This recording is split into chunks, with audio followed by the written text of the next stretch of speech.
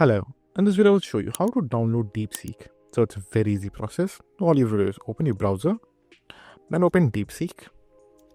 After that, click on Start Now right over here and make sure that you already have created your account and you are logged in inside your account. So as you can see, I'm currently logged in.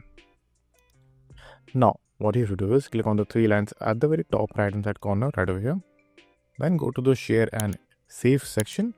Over here, you should see an option called Install Pages App. Click on it and then click on the Install option. And after you will do that, as you can see, the Deepseek itself have become an application on your computer. So if you even close this, and you will have a shortcut over here, double click on it, and the web app will automatically start. As you can see right over here, you will have all the features that you will get in the web version as well.